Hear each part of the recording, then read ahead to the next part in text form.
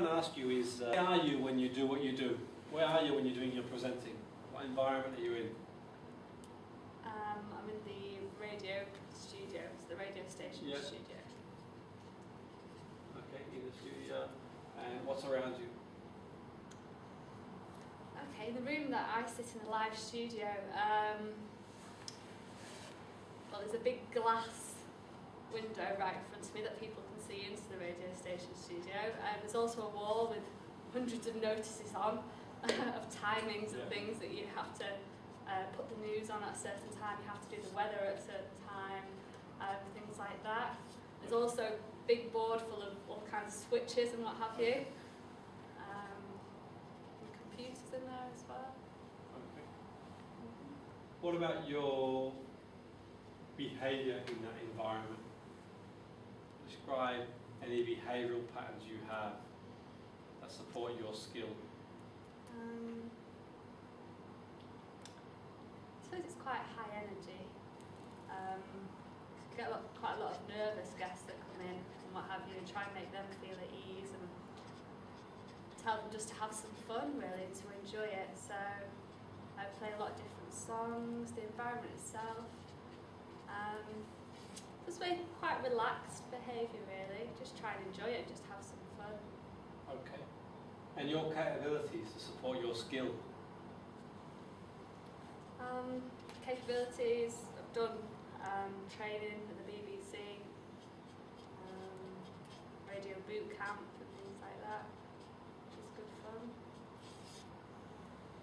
Okay. Is there any other capabilities that you've got to support your skill? Yeah, I suppose I actually use a little bit of hypnosis in there as well. Oh, okay. Get more listeners. Okay. What do you believe about yourself when you're presenting? When I'm presenting and I'm interviewing different guests and what have you, I believe that we're providing value. So I'd like to get really interesting guests and talk about different subjects that I hope people will get benefit out of. So we get callers as well to ring in, so we answer their questions as well, take emails and things like that. But I believe when we're doing it, I go in there and I think, you know, it's going to be a really good show, so I go in there with the intention to have a really good time, and hopefully that comes across on air as well. Okay. And what's important to you about the actual skill? That I do it well and don't mess up because it's a live show. So, and that nobody swears on air. I once had a guy ring up, we had a dating expert on Valentine's Day talking about dating and what have you, and somebody rang up with Tourette's, so he had a problem talking to women. And this coach, this dating guy, said to him, "What kind of things do you say?" This is like live on air on the phone. I was like, so yeah. So what's important to you? About the skills. Okay, it's important about the skill that I come across as professional.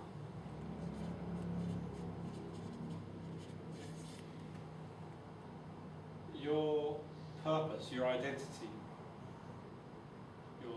how do you see yourself? When I'm doing the show? Yeah. I see myself as a good radio broadcaster doing the show. Yeah. And is there a purpose for doing the show? Yeah, it's got a couple of different purposes. I really enjoy it, so I think you could have had a really, really busy week where you can have a lot going on, and then for those 2 hours every Monday, you just forget about everything else. You can play really upbeat music and interview really interesting guests. And I suppose it is a way of switching off as well. But I do really enjoy it, and yeah, I'd like to do it with different radio stations as well in the future, so I suppose that's the purpose as well. And if I had to stand in for you tomorrow, if I had to stand in for your show tomorrow, what would I have to do? Gosh, right from the beginning, what would you have to do?